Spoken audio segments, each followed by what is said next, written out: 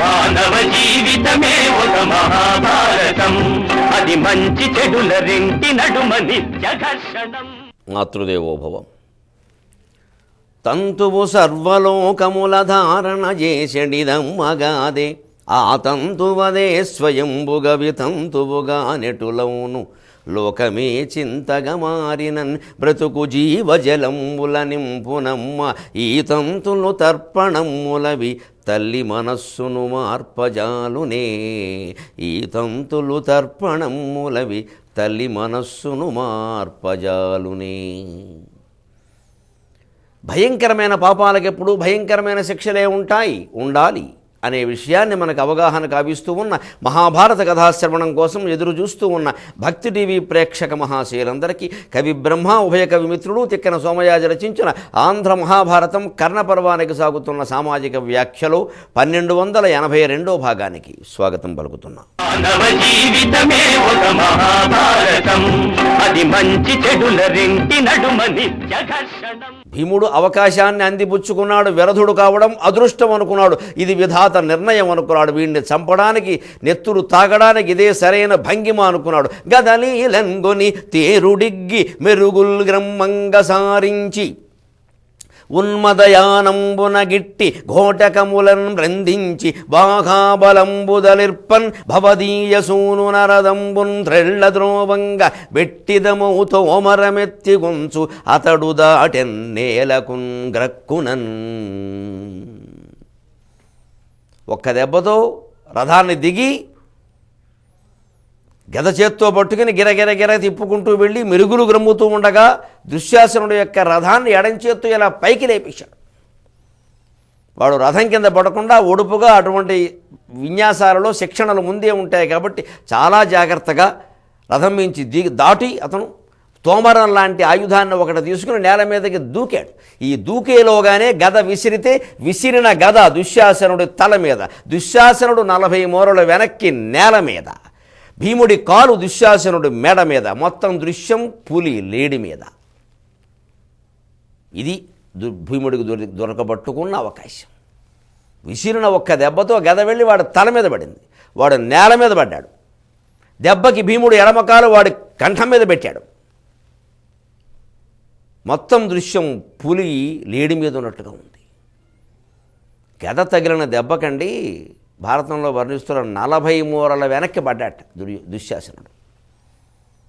ఆ 40 మూరల వెనక్కి భీముడు ఒకే ఒక అంగలో చేరుకున్నాడు. మళ్ళీ వీడు అక్కడి నుంచి పారిపోవద్దు, ఎందుకంటే పారిపోతే చంపకూడదు, పారిపోవద్దు అని మెడ మీద కాలు పెట్టి వినాలనుందిరా, ఆ సభలో ఏం మాట్లాడో ఒక్కసారి మళ్ళీ మాట్లాడరా, వినాలనుందిరా అని పెట్టి ఇలా అంటూనే ఒక్కసారి చుట్టూ ఇలా చూసేట సైన్యం కేసి. ఆ చూపులు అగ్నిగోళాలై వాళ్ళు చెల్లాచెదురైపోయారు. మ్రాన్ పడిపోయి చూస్తున్నారు కర్ణుడు దుర్యోధనుడు కూడా. అంతే ఒక్కసారి పెట్టి ఏమన్నావరా మాకు వినాలనుందిరా అన్నాడంతే ఒక్కసారి అని. ఒక్కసారి ఈ గద విసిరినటువంటి గద అతని దగ్గరే ఉంది. అలా తీసుకుని ఒక్కసారి గదతో పని లేదు, ఇంకా ఈ చెయ్యలా పట్టుకుని రే ఏ చేత్తో జుట్టు లాగావురా అన్నట్టు ఒక్కసారి అంటూ ఆ చెయ్యి పట్టుకుని ఇంకా భయంకరంగా నిన్ను ఇలా వదిలిపెడతానరా మామూలుగా వక్షస్థలం చీల్చి తద్విపల వక్షశైర రక్తౌఘ నిర్జరము ఉర్వీపతి సూచుచుండ అని నాస్వాదింతునుగ్రాకృతిన్.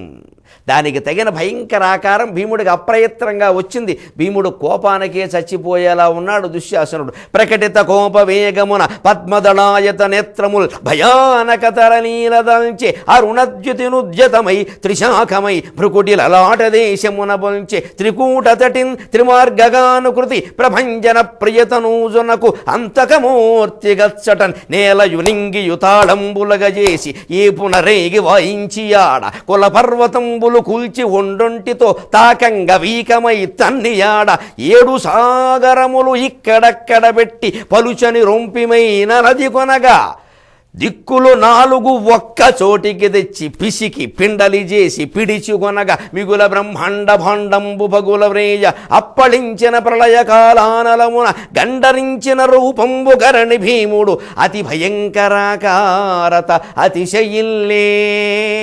అంతటి కోపంతో ఒక్క మాట నాడు, కృపాశ్వత్థామలారా, కర్ణ దుర్యోధనులారా, శ్రీకృష్ణమూర్తికి బంధుమూర్తి కృతవర్మ, దుశ్శాసనుడు దుమ్ము రేపుతున్నా దమ్ముంటే కాపాడుకోండి. లీలంగేలన మర్చి మత్త గజకేళి విభ్రమోల్లాసియై లీలం కేలనమర్చి మత్త గజకేళి విభ్రమోల్లాసియై లీలం కేలనమర్చి వాడి శరీరాన్ని మొత్తం ఇలా పట్టుకున్నాడు. కంఠకటి గిరగిరా కంఠం దగ్గర చెయ్యి పెట్టాడు, కటిస్థానం దగ్గర చెయ్యి పెట్టాడు. లీలం కేలనమర్చి మత్త గజకేళి విభ్రమం బొప్ప ఆభీలత్వం వలరింప త్రిప్పు చదలన్ పృథ్వీస్థలిన్ వైచు లీలం కేలనమర్చి మత్త గజకేళి విభ్రమం బొప్ప ఆభీలత్వం వలరింప త్రిప్పు చదలన్ పృథ్వీస్థలిన్ వైచు ముంగాలంద్రోయు మొగంబు వ్రేయు దశలుగ్రస్ఫూర్తి వీక్షించు మోకాలూదున్పై క్రమ్మరంగమడ మెడ చిక్కన్ ద్రొక్కి నిల్చున్ నగున్.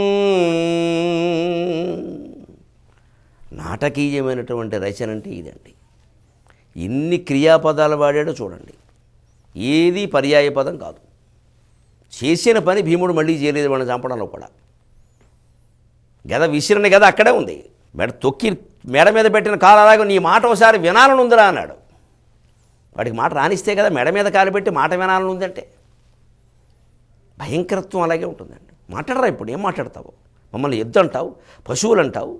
ఆవిడ నీకు విలయాల కింద కనపడిందా? నీకు కర్ణుడికేను. ఏకవస్త్రైన స్త్రీని ముట్టుకుంటారా మీరు? మీరు భారతీయులు, మీరు చంద్రవంశంలో పుట్టారా? మీరు చంద్రుల్లో మత్స ఒక్కటి బహుశా నీలా పుట్టుంటుందిరా అని భయంకరమైన మాటలతో వాడిని మాట్లాడనీయకుండా మళ్ళీ మాట్లాడమని అంటూనే గద దూరంగా ఉన్నా దాన్ని పట్టుకోకుండా ఆ శరీరాన్ని ఇలా కంఠం దగ్గర వచ్చి కటి భాగం దగ్గర వచ్చి పెట్టి పట్టుకున్నాడు. లీలంకే ఏలనమర్చి ఇలా రెండు చేతులతో ఇలా పట్టుకుని మత్త గజకేళి విభ్రమం బొప్ప తొండానికి ఎవడైనా మానవుడు దొరికితే ఏనుగు దొరికితే తొండంతో చుట్టి విసిరేస్తుందో ఆ రకంగా మత్త గజకేళి విభ్రమం బొప్ప ఆభీలత్వం వలరింప చూసేవాళ్ళకి చాలా భయంకరంగా ఉండే విధంగా ఆభీలత్వం వలరింప త్రిప్పు జదలను ఇలా పెట్టి గిరగిర ఆకాశంలో తిప్పుతున్నట్ట. పృథ్వీస్థలిన్ వయసు ఆ నేలకేసి కొడుతున్నట్ట శరీరాన్ని. దుశ్శాసనుడి సర్వావయవాలలోంచి నవరంధ్రాలలోంచి నెత్తులు వస్తోంది. ఈ దెబ్బకి ఇంకో నవరంధ్రాలు ఎక్కువగా ఏర్పడ్డాయి. మానవ జీవితమే ఒక మహాభారతం, అది మంచి చెడుల రెంటి నడుమ నిత్య